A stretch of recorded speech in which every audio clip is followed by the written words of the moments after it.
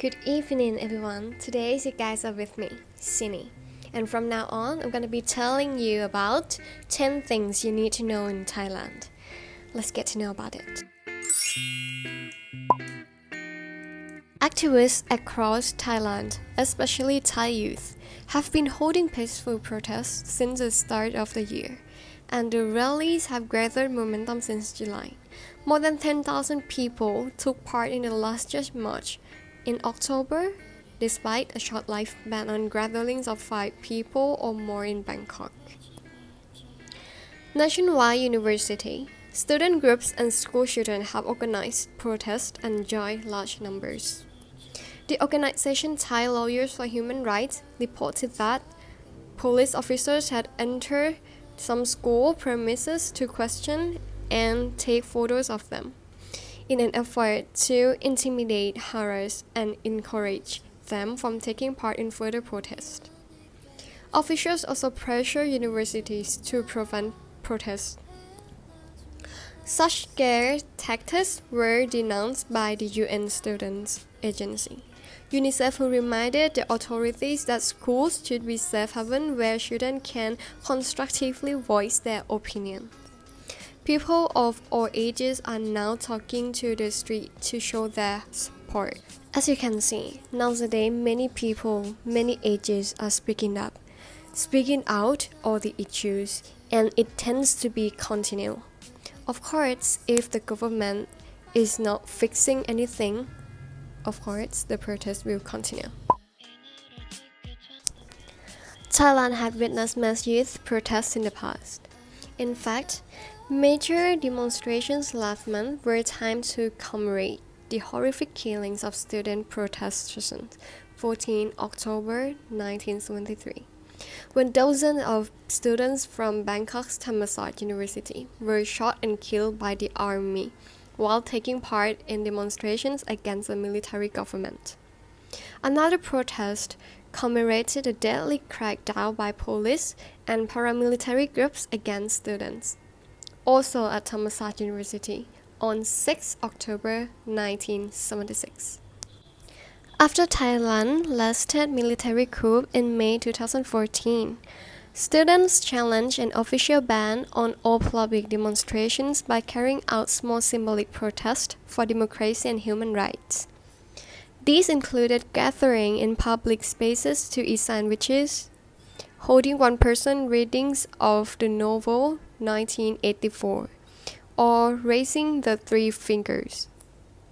Many student protesters were repeatedly detained and faced years-long criminal proceedings for these symbolic actions, or even prison terms. Many of those who were targeted are back at the front of today's rally and again face harsh criminal charges. The second Hunger Games film was released in Thailand in 2014, the same year as the military coup, and the movie Three Fingers salute became a rallying symbol for student protesters. In the film, the salute is a sign of resistance against the regime. Protesters were drawing parallel between the movie's fictional authoritarian regime and Thailand's military government.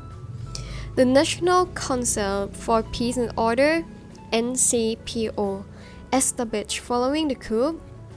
The NCPO used emergency powers to impose restrictions on human rights for years, including the right to freedom of expression, peaceful assembly, and association, many of which remain in place. Authorities even detained people making the salute and canceled screenings of the Hunger Games film.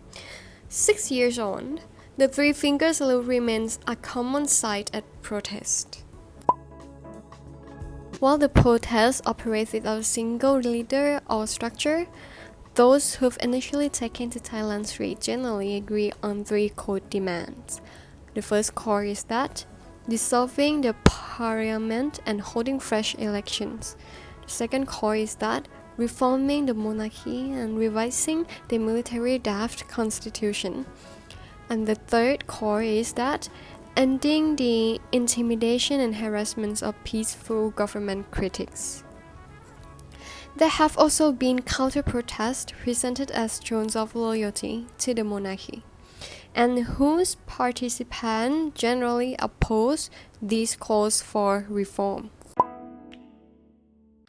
Holding up a Hamtaro doll at a mass protest might appear wacky, but these stunts are more than just light-hearted fun. They show how activists have had to get creative to counter the worded security laws used to punish people who criticize or joke about the authorities. Like the Hunger Games reference to Hamtaro or Harry Potter are ways for protesters to make their point about reforming the monarchy and military draft constitution. While this current wave of protests started in February 2020, the election in 2019 were arguably the catalyst for them.